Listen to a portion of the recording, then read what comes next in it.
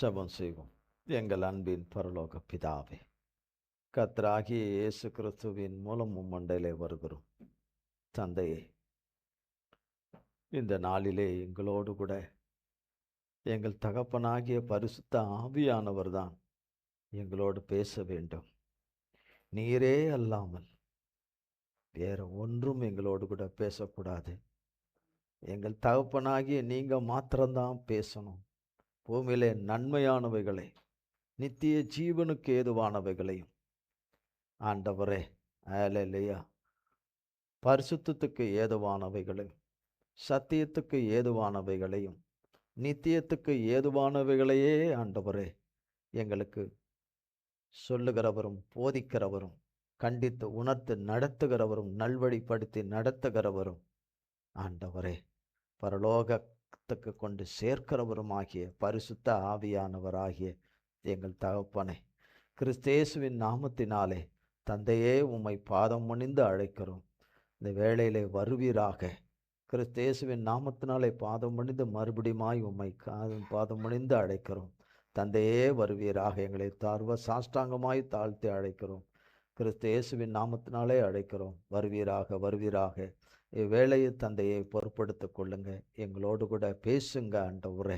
எங்களை பேசி வழிநடத்தி போதித்து எங்களை ஆசீர்வதிக்கும்படியாய் தகப்பனுடைய ஆசீர்வாத நன்மைகளையும் ஆண்டவரே ஈவுகளையும், நன்மையான ஈவுகளை சுதந்திரித்து கொள்ள கிருபை உண்டாவ எங்களோடு கூட பேசி எங்களை வழிநடத்தும் தகப்பனே. வேலையை பொருட்படுத்திக் கொள்ளுங்க. மண்ணோட்டை மறைத்துக் கொள்ளுங்க. மாம்சமும் இரத்தமும் வேதத்தை நீர் கூடாததும் புறம்பானவைகள் ஒன்றும் ஒரு காலமும் என்னிலே ஒருபோதும் காணக்கூடாதபடி தகப்பனாகிய இயேசு கிறிஸ்துவின் நாமத்தின் அக்கினினாலும் தகப்பனுடைய மன்னிப்பின் இரத்தத்தின் அக்கினினாலும் என்னிலே அவைகள் சுட்டரிக்கப்பட்டு போவதாக. தந்தையே, கிறிஸ்தேசுவின் நாமமும் இரத்தமும் வார்த்தையும் வசனமும் அபிஷேகமும் அபிஷேக தைலமும் எண்ணெயினாலும் அபிஷேக தைலத்தினாலும் உம்முடைய விசேஷித்த கிருபா வரங்களினாலும் அதிகாரத்தினாலும் வல்லமையினாலும் அக்கினினாலும் உம்முடைய பலத்தாலும் சத்துவத்தாலும் தைரியத்தினாலும் உம்முடைய சுகத்தினாலும் ஆரோக்கியத்தினாலும் உம்முடைய வல்லமையினாலும் வெளிச்சத்தின் அக்கினினாலும் நித்திய ஜீவ ஒளியினாலும் உம்முடைய கிருபையின் அல்லேலூயா மன்னிப்பின் அல்லேலூயா நிறைவினாலும் உம்முடைய தயவாலும் கடாட்சத்தினாலும் அடியானை நிரப்பி அருள்வீராக. உம்முடைய ஆவினாலும் பிரசன்னத்தினால் நிரப்பும். ஆண்டு கொள்ளும். ஆராதனை பங்கு பெறுகிற யாவரையும் ஆண்டு கொள்ளும். லைவிலை பங்கு பெறுகிற பிள்ளைகளையும் ஆண்டு கொள்ளும். நீர் ஒருவரை அரசாட்சி செய்யும். உம்முடைய பரிசுத்த திருநாமம் மட்டுமே எங்கள் பிதா, குமாரன், பரிசுத்த ஆவியானவராய் மூவராய் ஒன்றாய் இருக்கிற சர்வ சிருஷ்டிகராகிய சர்வ வல்லம் உள்ள தேவனாகிய எங்கள் நித்தியவாசியாகிய இயேசு மகாராஜாவுடைய நாமம் மட்டுமே மகிமைப்படுவதாக. இயேசு கிறிஸ்துவின் மூலம் ஜெபிக்கிறோம் பிதாவே. ஆமேன், ஆமேன், ஆமேன், ஆமேன். கர்த்தருடைய நாமத்திற்கு ஸ்தோத்திரம். கர்த்தருடைய வார்த்தையானது, நீ விசுவாசித்தபடியே உனக்கு ஆக கடவது என்றார். நீ விசுவாசித்தபடியே உனக்கு ஆக கடவது என்று. நாம் நினைக்கிறபடி விசுவாசம் என்பது எல்லாரிடத்திலையும் கிடையாது. விசுவாசம் என்பது எல்லா மனிதரிடத்திலையும் கிடையாது. விசுவாசம் என்பது தேவன் பேரிலே வைக்கிற அந்த விசுவாசம். வானத்தையும் பூமியும் அண்ட சராசரங்களையும் சர்வத்தையும் மனிதனுக்காக சிருஷ்டித்தவராகிய கர்த்தர் பேரிலே, அவர் பேரிலே, வேற எதன் பேரிலோ வைக்கிற நம்பிக்கையும் விசுவாசத்தை குறித்து இங்கே சொல்லலை. அதில் ஒரு பலனும் இல்லை. சர்வ சிருஷ்டிகராகிய சர்வ வல்லம் உள்ள தேவனும் சாவாமை உடையவர், என்னைக்கும் மரணமே இல்லாதவர், நித்தியவாசி, அவர் மேலே விசுவாசம் உள்ளவர்கள் பூமியில் கொஞ்சம் பேர் தான். அதிலும் அவருடைய விசுவாசம் என்பது எல்லோரிடத்திலும் இல்லை என்று வேதம் சொல்லுகிறது. எல்லோரிடத்திலும் அந்த விசுவாசம் இல்லை. எல்லோரிடத்திலும் அந்த விசுவாசம் காணப்படுவதில்லை. எல்லோரும் சொல்லுகிற அந்த விசுவாசம் தேவன் எதிர்பார்க்கிற அந்த விசுவாசமாக இருக்காது. சொல்வார்கள், நான் அப்படி விசுவாசிக்கிறேன், நான் அப்படி பண்ணுறேன், வேற யார், அவர் தான் உட்கார்ந்து அவர் பேரை தான் சொல்கிறேன், நின்னா அவர் பேரை தான் சொல்கிறேன். ஆனால் அவருடைய கிரியைகளும் செயல்களும், அவர் விரும்புகிற பேச்சுக்களும் நடக்கைகளும் சிந்தனைகளும் எண்ணங்களும் இருக்கவே இருக்காது. ஆனால் அவரை தான் கும்பிடுவாங்க, அவர் தான் தெய்வம்னு சொல்லுவாங்க, அவர் தான் எல்லாம் எனக்கு எல்லாம்னு சொல்லுவாங்க. ஆனால் அவருடையது அவங்களுக்குள்ள இருக்காது. விசுவாசம் என்பது விலையேற பெற்றது. விசுவாசம் என்பது எல்லா சூழ்நிலையிலும் எல்லா கால சூழ்நிலையிலும், எல்லா ஏற்றத்தாழ்விலும் நாம் நம்ப முடியாத வகையில இருக்கிற சூழ்நிலையில அவரை நம்புவது தான் விசுவாசம். அவர் மேல வைக்கிற நம்பிக்கை தான் விசுவாசம். நம்மை அழிக்கிற ஒரு நோய் உள்ள வந்துட்டு இந்த உலகத்துல காப்பாற்றவே முடியாது என்று சொல்லப்படுகிற சூழ்நிலையிலும், என்னை குணமாக்குகிற கர்த்தர், அதை அழித்து குணமாக்குகிற என் ஏசப்பா இருக்கிறாரு. அவர் நாமம் இருக்கு, அவர் மன்னிப்பு இருக்கு, அவர் இரத்தம் இருக்கு, அவர் வார்த்தை இருக்கு, அவர் வசனம் இருக்கு, அவர் தழும்புகள் இருக்கு என்று விசுவாசிக்கிறவர்கள் மிக மிக மிக குறைவானவர்கள். அழிக்கிறது அழிக்கிறது என்னை அழித்து போடும்படி வந்திருக்கு, அல்லது என்னை எல்லாவற்றிலும் என்னை அழித்து போட்டு விட்டது. என் மதிகேட்டினாலே, என் மதியினத்தினாலே, என் புத்தியினத்தினாலே, என்னுடைய கீழ்ப்படியாம போனதுனாலே, என்னுடைய பரிசுத்த நடக்கை இல்லாமல் போனதுனாலே, கர்த்தருக்கு உண்மை உள்ளவளாக நான் இல்லாமல் போனதுனால என் துர்க்குணத்தில் நான் வளர்ந்து மரமாகி என்னதில்? துர்க்குணத்தில், நல்ல குணத்தில் இல்லை, துர்க்குணத்தில் உருவாகி நான் எல்லாவற்றிலும் என்னை நானே அழித்து கொண்டேன் என்ற சூழ்நிலையில் கர்த்தராலே புத்தி தெளிவு உண்டாகி எல்லாவற்றையும் இழந்து ஒன்றுமில்லாமல் போனேன் என்ற நிலையில் கர்த்தரை விசுவாசிக்கிறவனுக்கு கர்த்தரிடத்தில் திரும்பி, கர்த்தரிடத்துக்கே திரும்ப கடவன்னு வேதம் சொல்லுது. கர்த்தரிடத்தில் திரும்பணும், கர்த்தரை நம்பி, கர்த்தாவே என்னை மன்னியும், என் மேலே இரக்கம் பாராட்டும் ஆண்டவரே, எனக்கு இறங்கும் என்று அவரை நம்பி அவர் விசுவாசித்து அந்த சூழ்நிலையிலும் அவரை நோக்கி கூப்பிடுறவனுக்கு பாவ மன்னிப்பும் பரிசுத்தமாக்குதலும் மீட்பும் விடுதலையும் ரட்சிப்பும் நன்மையும் கொடுத்துட்றாரு. அப்போ விசுவாசமானது அப்போ சாதாரணமானது தான். இந்த பலவீனம், நோவு, வலிக்கிறது, நடக்க முடியல, இதெல்லாம் சாதாரணமானது. என்னமானது? சாதாரணமானது. இப்போ ஒரு பாட்டு பண்ணும், மலைகள் பேருந்தகர்ந்திடணும் அப்படின்றோம். ஈஸியாக பாடுறீங்க உட்காந்துக்கிட்டு. நல்ல மலைகள் அகர்ந்திடணும். அது என்ன அர்த்தம்? அது மலைகள் என்ன? மலை எவ்வளோ பெருசு?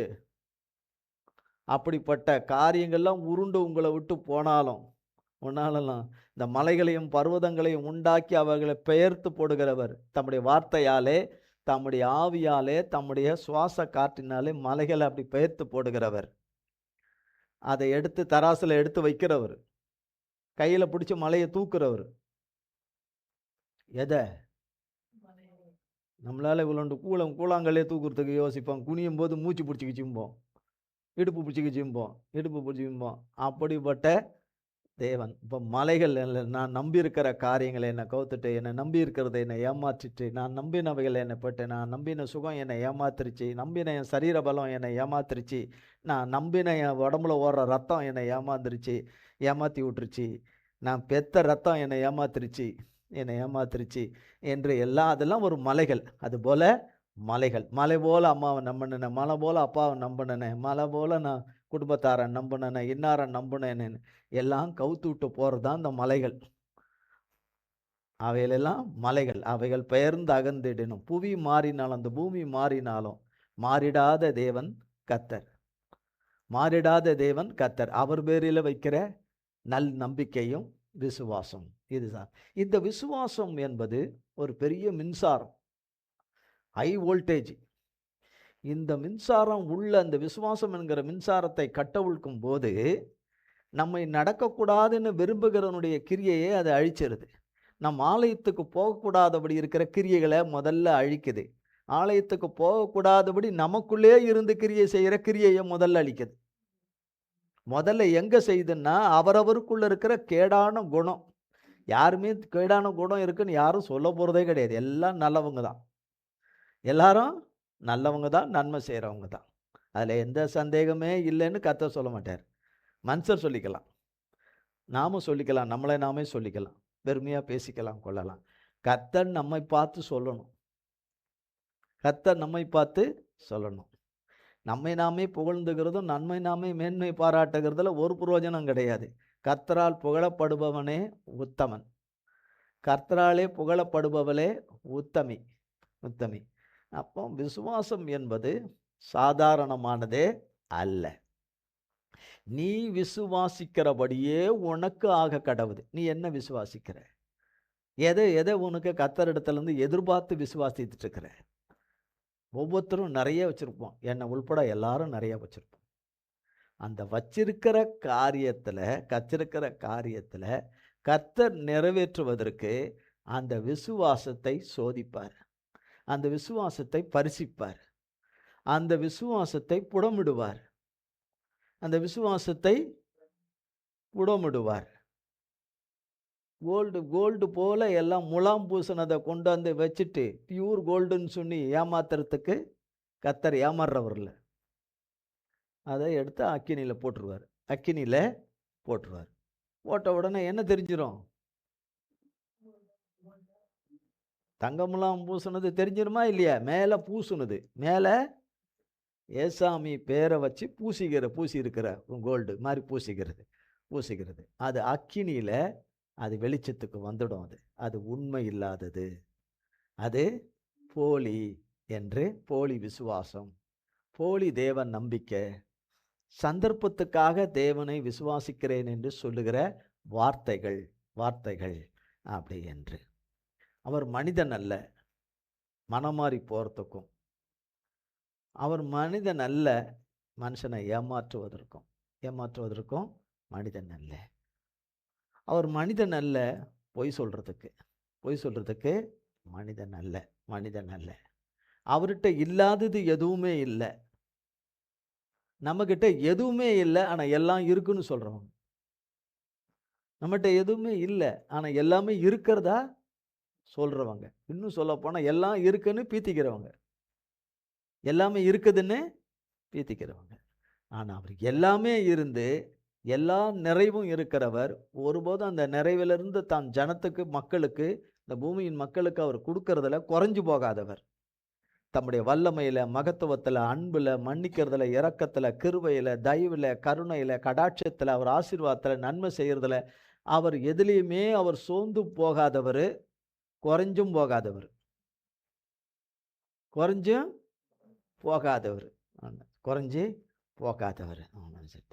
மனிதர் அப்படி கிடையாது. மனிதர்கள் அப்படி கிடையாது.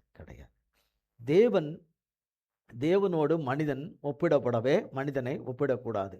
சர்வ வல்லம் உள்ள தேவன் தான். அவருக்கு நிகர் அவர்தான். அவருடைய மகா பரிசுத்த சன்னிதானம், அவர் வீட்டில் இருக்கிற சன்னிதானம் எப்படி இருக்குன்னு தெரியவே தெரியாது. அது எப்பேற்பட்ட இடம். அந்த விலையேற பெற்றவர் இருக்கிற இடத்துக்கு நம்மளை கூட்டிட்டு போறதுக்கு ஏசாமி வரேன்னு இருக்காரு. வந்து சகட்டு மணிக்கு எல்லாரையும் வாங்கன்னு கூட்டிட்டு போயிடுவாரா? 4 காசு நான் 4 பேருக்கு கொடுத்தேன், நான் இப்படி பண்ணேன், அப்படி பண்ணேன், நான் அங்கே போனேன், சர்ச்சுக்கு போனேன், வந்தேன், சந்தா கொடுத்தேன், இது கொடுத்தேன், தசம்பாகம் கொடுத்தேன், அது கொடுத்தேன், இதை கொடுத்தேன், ஏழைக்கு 4 சோறு போட்டேன், 4 புடவை கொடுத்தேன், அது கொடுத்தேன், இது கொடுத்தேன், இன்னும் பண்ணேன், அது பண்ணேன் அப்படின்றதுனால கூப்பிட்டு போயிடுவாரா? கிடையாது. அவரை உண்மையாய் விசுவாசித்து அவர் சொல்லபடியே அவரிலே வாழுகிறவர்களை தான் கூட்டு போவார். இல்லைன்னா அவர் சொல்றதெல்லாம் தட்டாம செய்கிறவங்க.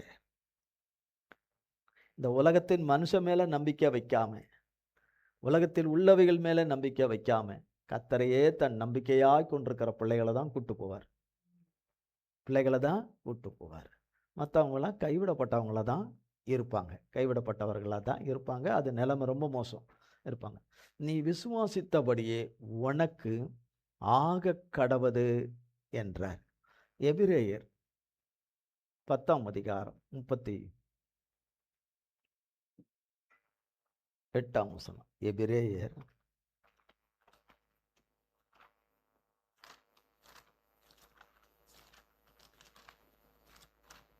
விசுவாசத்தினாலே நீதிமான் பிழைப்பான், பின்வாங்கி போவானானால் அவன் மேல் என் ஆத்துமா பிரியமாயிராது என்கிறார். பேஜ் 307. விசுவாசத்தினாலே நீதிமான் பிழைப்பான், பின்வாங்கி போனால் அவன் மேலே என் ஆத்துமா பிரியமாயிராது. இதுக்கப்புறம் கர்த்தர் செய்ய மாட்டார். இதுக்கப்புறம் என் வியாதியை சுகமாக்க மாட்டார். இதுக்கு பிறகு என் பிரச்சனையை அவர் தீர்க்க மாட்டார். இதுக்கு பிறகு என் பிள்ளைய ரட்சிக்க மாட்டார், என் மகளை ரட்சிக்க மாட்டார், என் பிள்ளையினுடைய இந்த கேடான குணம் அவனை விட்டு போகாது அல்லது அவளை விட்டு போகாது. இனி இந்த பிள்ளைங்க வாழ்கிற மாதிரி எனக்கு தெரியல. இனி அவர் வாழ வைப்பார், சேர்த்து வைப்பாருன்னு எனக்கு தெரியல. இனி படிக்க வைப்பார்னு எனக்கு தெரியல. எனக்கு வேண்டிய வருமானத்தை எனக்கு தருவார்னு எனக்கு தெரியல. என்னை பிழைப்பூட்டுவார்னு எனக்கு இனிமேல் தெரியல. இனிமேல் பிழைப்பேன் என்கிற எனக்கு இல்லை. இவரை நம்பி எனக்கு புரோஜனம் இல்லை. எனக்கு காத்திருந்து புரோஜனமே இல்லை. என்னை நரகத்துக்கு கூட்டிகிட்டு போகிறவனோட நான் போகிறேன். என்னை நரகத்துக்கு கூட்டிகிட்டு வந்து விட்டுட்டு போகிறான். வந்து விட்டுட்டு போகிறவன், வந்துட்டு என்ன பண்ணுறவன், விட்டுட்டு போகிறவன். ஏன்னா அவர் தான் பின்னாடி வரப்போகிறாரு, கடைசியாக அவர் தான் வருவார். அதனால் முதல்ல சேர்க்குறவங்களெல்லாம் கொண்டு வந்து சீட்டு பிடிக்கிற மாதிரி கொண்டு வந்து சேர்த்துடணும். கொண்டு வந்து சேர்த்துடணும். அவனோட நான் போயிடுறேன். அவனோட நான் போய் அங்கேருந்து நான் கூக்குரல் இட்டுக்கிட்டே இருக்கிறேன். எத்தனை வருஷத்துக்கு? ஒரு 10,000 வருஷம் வச்சுக்கோங்களேன். ஒரு 25,000 வருஷத்துக்கு கூப்பாடு போட்டுக்கிட்டு இருப்பேன். அதுக்கு மேலே இருக்கும். அதுக்கு இது நான் கம்மியாக சொல்கிறேன். அதுக்கு கணக்கு இல்லை, நம்பி கரெக்டான கணக்கெல்லாம் கிடையாது. அதுக்கு அதிகமாக தான் இருக்கும். 1,00,000 வருஷம் கத்துறேன்னு வச்சுக்கோங்களேன். உள்ளேருந்து ஐயோ குய்யோ அம்மா குய்யோன்னு. பூமியில் எத்தனை வருஷம் கத்துவோம்? ஒரு 2,000 வருஷம் கத்துவோமா? இல்லை, வருஷங்கள் தானே. எது நல்லது? பூமியில் இருந்து. அதனால தான் சொல்ல, உலகத்தில் உங்களுக்கு உபத்திரவங்கள் உண்டு, ஆனாலும் திடன் கொள்ளுங்க. எனக்கு இந்த பலவீனம் இருக்குது, நான் எதுக்கு இருக்கணும் ஏசப்பா என்ன கூட்டி? இங்கே நீ இதை ஜெயிக்கலைன்னா நீ எங்கேருந்து அங்கே வர்றது? நீ இதையே ஜெயிக்கலைன்னா நீ எங்கேருந்து வருது? உன் மாம்ச ரத்தத்தையே நீ ஜெயிக்கலைன்னா எங்கேருந்து வர்றது? நீ உன் மாம்ச உறவுகளையே நீ ஜெயிக்க முடியல. உன்னால் அதை எடுத்து போட்டுட்டு கர்த்தர் தான் என் தெய்வம், என் நிலையான சொந்தம், என் பந்தம், என் உறவுன்னு பிடிக்க முடியல. அப்புறம் எங்கேருந்து பரலோகத்துக்கு போகிறது? எங்கேருந்து பரலோகத்துக்கு போகிறது அப்படின்னு சொல்லிட்டு என்னை நடக்க விட மாட்டேங்கிறான்னா, இயேசுவின் நாமத்தில் என்னை நடக்க வைக்கிறவர் என்னோட இருக்கிறாருன்னு சொல்லிட்டு நடக்க ஆரம்பிக்கணும். என் காலையிலிருந்தே ரிவர்ஸ் கீர்லேயே போனா எப்படி? ஒரு கார் பின்னாடியே போச்சுன்னா ஐயோ ஐயோன்னு கத்துவாங்க எல்லாரும். ஒரு வண்டியை எடுக்கிறதுக்கு ரிவர்ஸில் எடுக்கிறது வேற, கார் ரிவர்ஸ்லேயே போச்சுன்னா எல்லாரும் கத்துவாங்க எல்லாரும்.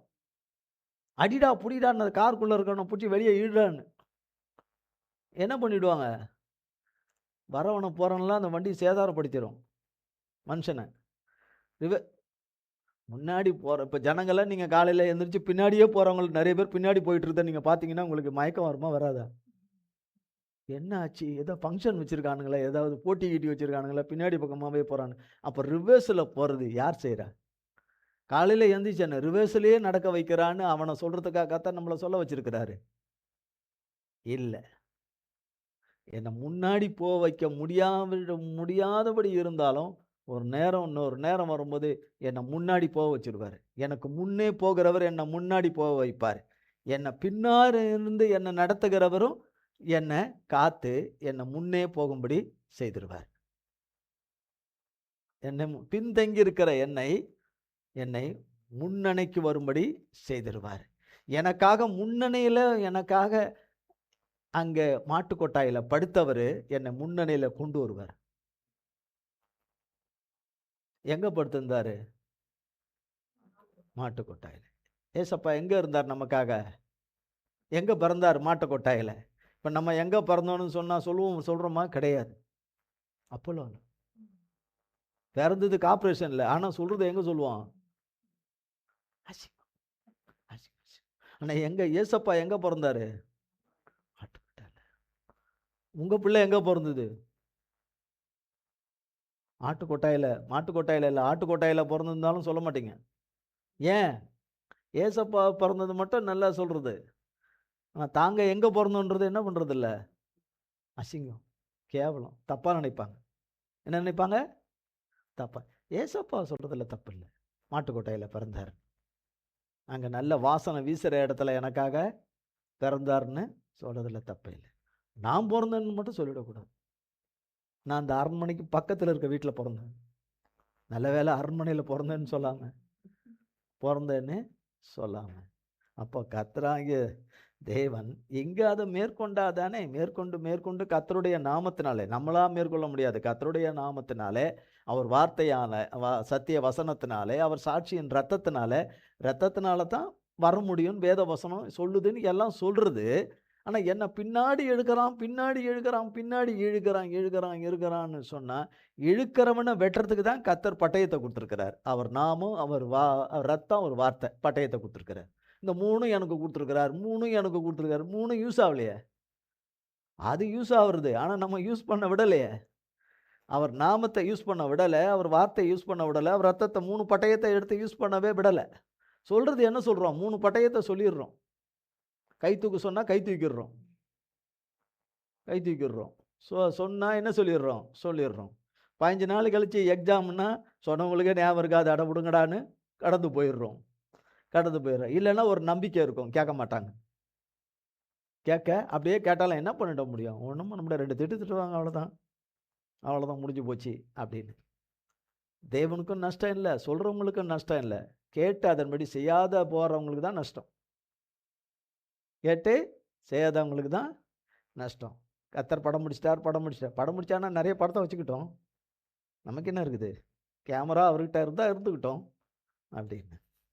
இந்த மனதும் இந்த குணம் இருந்தா நம்ம எங்க இருந்து நம்ம கர்த்தர் விரும்புகிற விசுவாசமும் நல் நம்பிக்கையும் கர்த்தர் நாமத்தினாலே ஜெயிக்கிற காரியங்கள் எங்கிருந்து உண்டாகும்? உண்டாகாது. அதான் சொன்னார். இது சாதாரணமானது. எனக்கு அடிக்கடி வாந்தி வருது. எனக்கு எப்போ பார்த்தாலும் நெஞ்சு கச்சிக்கினே இருக்குது. எப்போ பார்த்தாலும் எனக்கு வாந்தி மரமாக இருக்குன்னா அதை சுட்டெரிக்கிறதுக்கு கர்த்தருடைய நாமம் இருக்கு. அப்போ அது எங்கே போச்சு? கர்த்தருடைய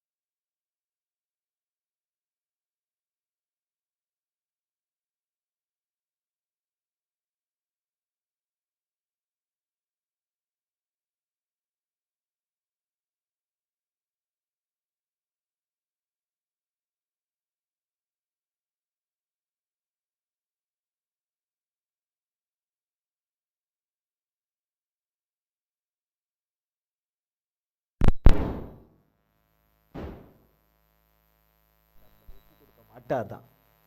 ஆனால் அவருக்கு விரும்பாததை நம்ம இன்னும் வச்சுக்கிட்டு இருக்கக்கூடாது. அவருக்கு விருப்பம் இல்லாத குணங்களெல்லாம் நம்ம குணம் என்று வச்சுக்க கூடாது. அது குணம் இல்லது. அது மோசமானது. அது ஆயுதங்கள். கோபம், எரிச்சல், மன்னிக்காத தன்மை, ஒருத்தருக்கு ஒருத்தர் அரவணைக்காத உடன் நீதி நியாயம் செய்யாத நன்மை, சரிக்கு சரி அன்பு செலுத்தணும், சரிக்கு சரி சுதந்திரங்களை கொடுக்கணும், சரிக்கு சரி எல்லாமே இருக்கணும், சமமாக இருக்கணும். அதுதான் கர்த்தருக்கு பிரியம். ஒரு கண்ணில் இன்னொன்று, இன்னொரு கண்ணில் இன்னொன்று அப்படிலாம் இல்லை. கர்த்தர் ஒரு ஆம்பளை பையனை எப்படி நேசிக்கிறது, பொம்பளை பொண்ணு எப்படி நேசிக்கிறதுலாம் கிடையாது. ரெண்டு பேருமே ஒன்று தான்.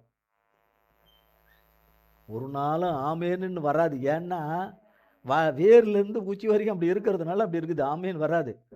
நமக்காக இந்த பூமியில் பரிதபிக்கிறவரும் நமக்கு நன்மை செய்கிறவர் அவர் ஒருத்தர் மட்டும்தான். வேற யாருமே கிடையாது. எல்லாருமே ஏதாவது ஒன்று எனக்கு கிடைக்குது, உன்னால எனக்கு லாபம், உன்னை வச்சு எனக்கு சிலது எல்லாம் எனக்கு சில நன்மைகள் எனக்கு கிடைக்குதுங்கிறதுனால தான் உனக்கு ஒரு உதவி செய்வாங்க, ஒத்தாசை செய்வாங்க, உனக்கு அன்பு காட்டுறது போல அன்பு காட்டுவாங்க. உன்கிட்ட எதுவுமே இல்லைன்னா உன்கிட்ட வரவே மாட்டாங்க. வெறும் கை நாட்டு தான், வெறும் கை நாட்டு தான். இந்த வெறும் கை நாட்டை தான் உன்னை எவன் தேடுறான்? உனக்கு பால் வேணுமா, மோர் வேணுமா, பிரியாணி வேணுமா, அது வேணுமான்னு உனக்கு யார் உனக்கு கேட்டு வந்து உனக்கு கொடுக்க போகிறாங்க? உனக்கு மாத்திரை வேணுமா, அது வேணுமா, இது வேணுமா, உனக்கு என்ன வேணும்னு? என்னைக்குனாலும் இந்த கை நாட்டு நமக்கு யூஸ் ஆகும். என்னைக்குனாலும் இந்த கை நாட்டுனால நமக்கு பலன் உண்டு. இல்லைன்னா கையெழுத்து, நமக்கு பலன் உண்டு. ஆக ஒரு பலன் இருக்கிறதுனால தான் காட்டுறது மனுஷருடைய அன்பு. தேவனுடைய அன்பு தன்னையே கொடுத்து மன்னித்து பாராட்டின அன்பு, கர்த்தருடைய அன்பு. 11ஆம் வாசிப்போம். யோவான் எழுதின சுவிசேஷம் 8ஆம் அதிகாரம்.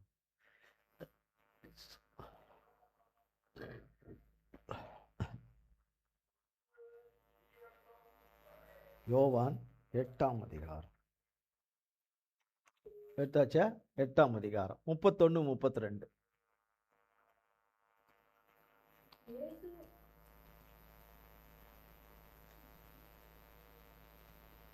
கேளுங்க. 8ஆம்.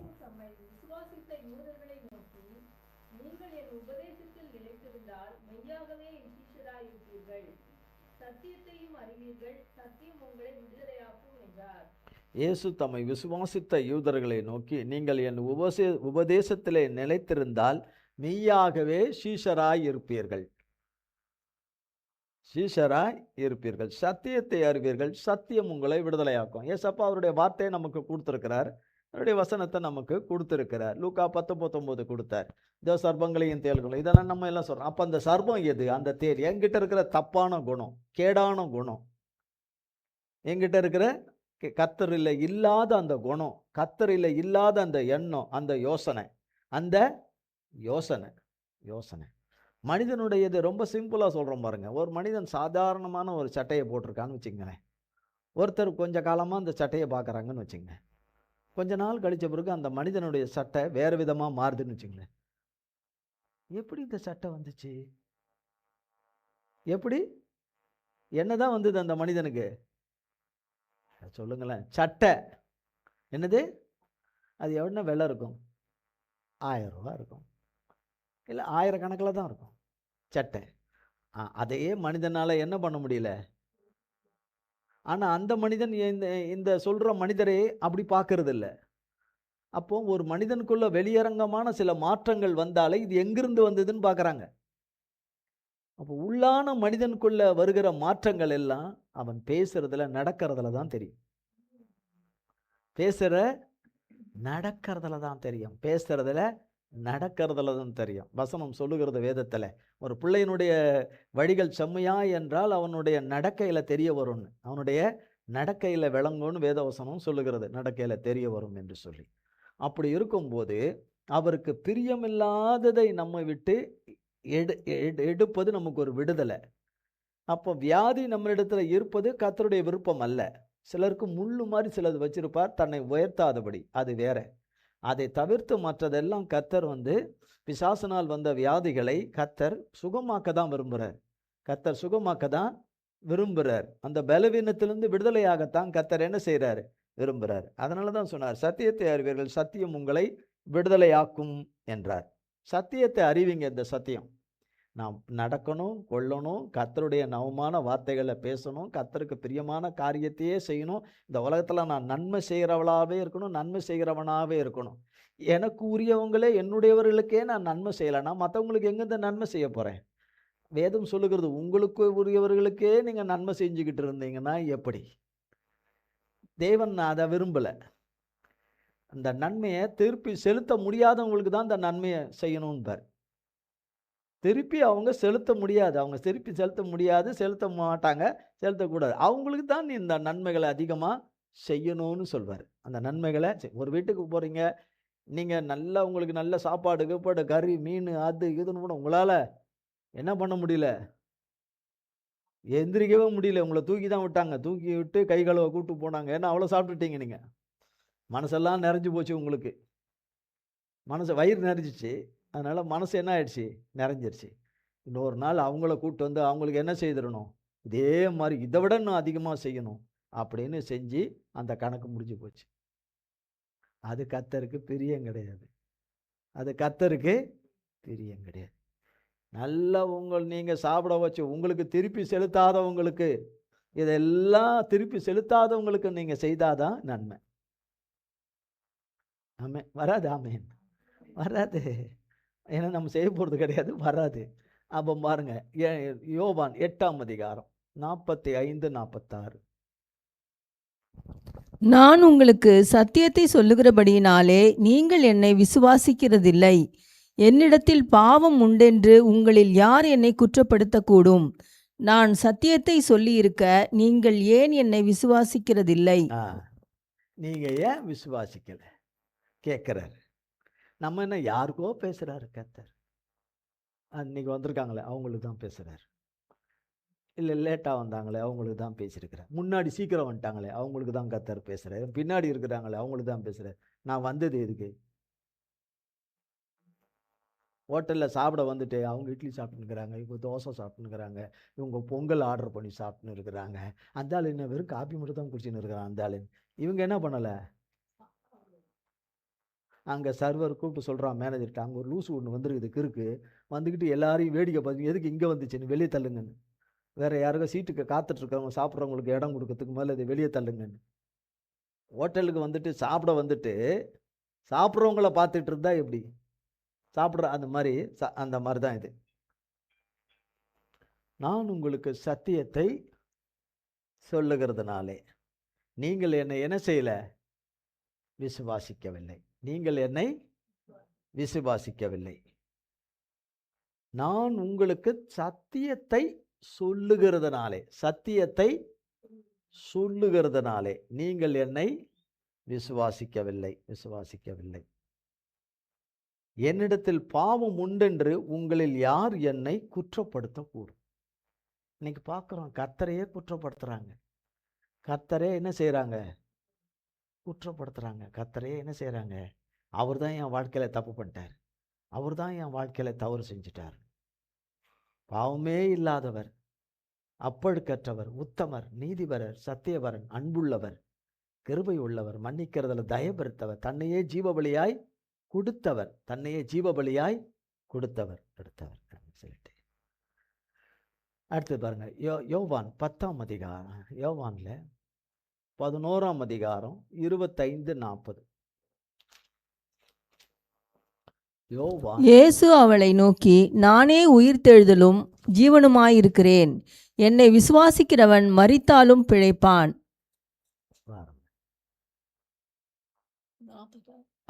பார்த்துட்டீங்களா? 25, 40. இயேசு அவளை நோக்கி, நீ விசுவாசித்தால் தேவனுடைய மகிமையை காண்பாய் என்று நான் உனக்கு சொல்லவில்லையா என்றார். பாருங்க, 25ஆம் வசனம் சொல்லுகிறது, இயேசு அவளை நோக்கி, நானே உயிர்த்தெழுதலும் ஜீவனுமாய் இருக்கிறேன். நானே உயிர்த்தெழுதலும் ஜீவனுமாய் இருக்கிறேன். என்னை விசுவாசிக்கிறவன் மரித்தாலும் பிழைப்பான் என்று சொல்லி 40ஆம் வசனம் சொல்லுகிறது கர்த்தருடைய வார்த்தை, நீ அவளை நோக்கி, நீ விசுவாசித்தால் தேவனுடைய மகிமையை காண்பாய் என்று நான் உனக்கு சொல்லவில்லையா? அப்போ விசுவாசித்தால் தான் அது நிறைவேறும். அது நிறைவேறும் நாள் பரியந்தமும், நிறைவேறுகிற அந்த வேலை பரியந்தமும் விசுவாசிக்க வேண்டும். அந்த வேலையின் நேரம் நமக்கு தெரியாததுனால, அது எந்நேரமும் நம்மை நோக்கி வரும் என்பதனால, தேவன் அனுப்பியிருக்கிறது நம்மை நோக்கி வரும் என்பதனாலே நாம் விசுவாசத்தோடு காத்திருப்பது நல்லது. விசுவாசத்தோடு காத்திருப்பது கர்த்தருடைய நாமத்தினாலே நல்லது என்று. எபிரேயர் 11ஆம் அதிகாரம், எபிரேயர் 11ஆம் அதிகாரம் 1ஆம் வசனம். விசுவாசமானது நம்பப்படுகிறவைகளின் உறுதியும் காணப்படாதவைகளின் நிச்சயமுமாயிருக்கிறது. விசுவாசமானது நம்பப்படுகிறவைகளின் உறுதியும் காணப்படாதவைகளின் நிச்சயமாய் இருக்கிறது. விசுவாசமானது நம்பப்படுகிறதின் உறுதியும் காணப்படாததனுடைய நிச்சயம். நமக்கு காணப்படலை, ஆனால் அது நிச்சயம். கர்த்தர் சொன்னது நிறைவேறுவது நிச்சயம். கர்த்தர் சொன்னது நடப்பது நிச்சயம். கர்த்தர் சொன்னுகிற காரியங்கள் ஆவது நிச்சயம். கர்த்தர் சொன்னது கைகூடுவது நிச்சயம். கர்த்தர் சொன்னதை பெற்றுக்கொள்வது நிச்சயம். அது நிச்சயம் நிச்சயம் என்று வேதம் சொல்லுகிறது. அவரை விசுவாசிக்கிறவர்களுக்கு,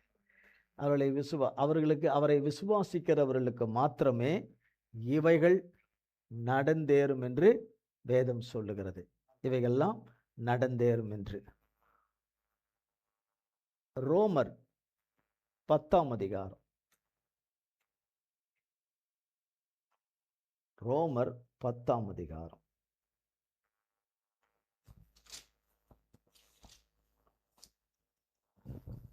எடுத்தாச்சா? 8லிருந்து பாருங்க. இந்த வார்த்தை உனக்கு சமீபமாய் உன் வாயிலும் உன் இருதயத்திலும் இருக்கிறது என்றும் சொல்லுகிறது. இந்த வார்த்தை நாங்கள் பிரசங்கிக்கிற விசுவாசத்தின் வார்த்தையே. என்னவென்றால், கர்த்தராகிய இயேசுவை நீ உன் வாயினாலே அறிக்கையிட்டு தேவன் அவரை மரித்தோரிலிருந்து எழுப்பினார் என்று உன் இருதயத்திலே விசுவாசித்தால் ரட்சிக்கப்படுவாய். நீதியுண்டாக இருதயத்திலே விசுவாசிக்கப்படும், ரட்சிப்புண்டாக வாயினாலே அறிக்கை பண்ணப்படும். அவரை விசுவாசிக்கிறவன் எவனோ அவன் வெட்கப்படுவதில்லை என்று வேதம் சொல்லுகிறது. ஆமென். இந்த வார்த்தை என்னது? இப்ப சொல்லப்பட்ட இந்த வார்த்தை உனக்கு சமீபமாயும் உன் வாயிலே இருக்குது. அவரவர் வாயில இருக்கிறது, உன் இருதயத்தில் இருக்குது என்று வேதம் சொல்லுகிறது. இந்த வார்த்தை நாங்கள் பிரசங்கிக்கிற விசுவாசத்தின் வார்த்தையே. என்னவென்றால், கர்த்தராகிய இயேசுவை உன் வாயினால் அறிக்கையிட்டு தேவன் அவரை மரித்தோரிலிருந்து எழுப்பினார் என்று உன் இருதயத்திலே விசுவாசித்தால் ரட்சிக்கப்படுவாய். அதிலிருந்து விடுதலையாக்கப்படுவோம்.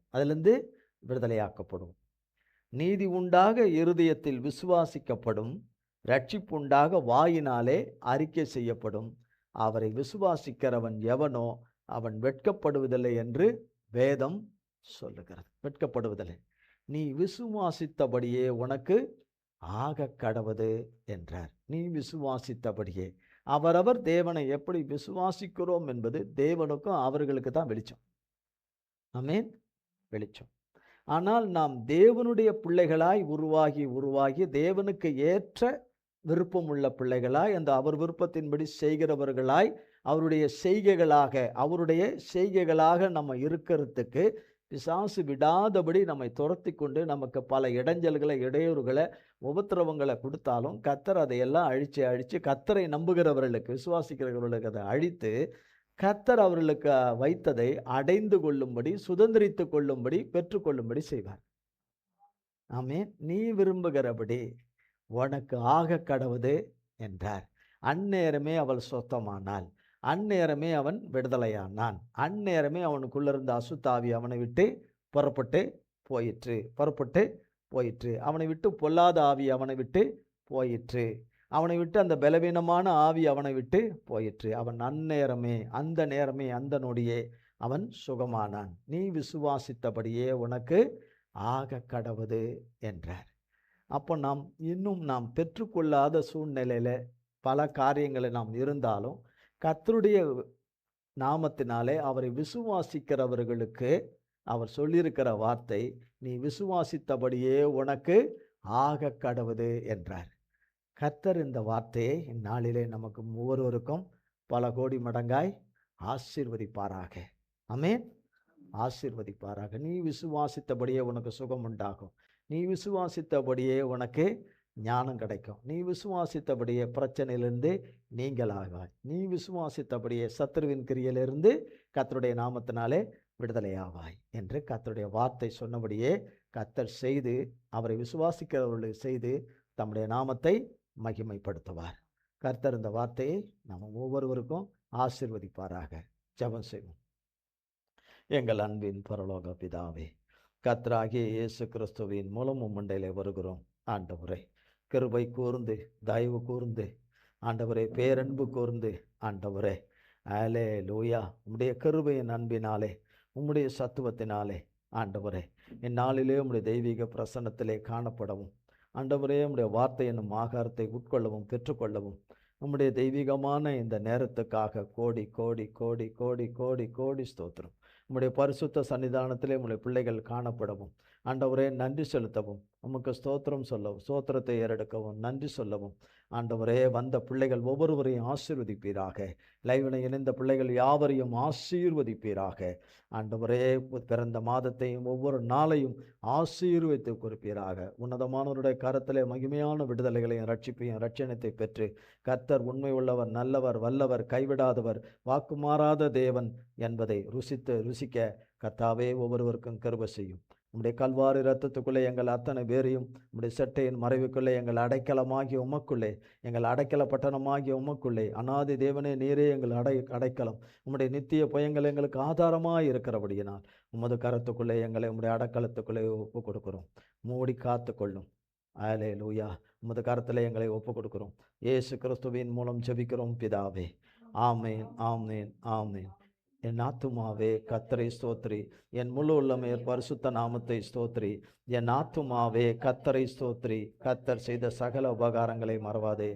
ஆமேன் ஆமேன் ஆமேன். கர்த்தராகிய இயேசு கிறிஸ்துவின் கிருபையும் பிதாவாகிய தேவனுடைய அன்பும் பரிசுத்த ஆவியானவருடைய அந்யோன்ய ஐக்கியமும் பராமரிப்பும் பாதுகாவலும் என்றென்றைக்கு நம்முடைய கூட சதா காலங்களுக்கும் நிலைத்திருப்பதாக. ஆமேன் ஆமேன் ஆமேன். நாம் எழுந்திருப்போம். திருவிருந்துக்கு எங்கள்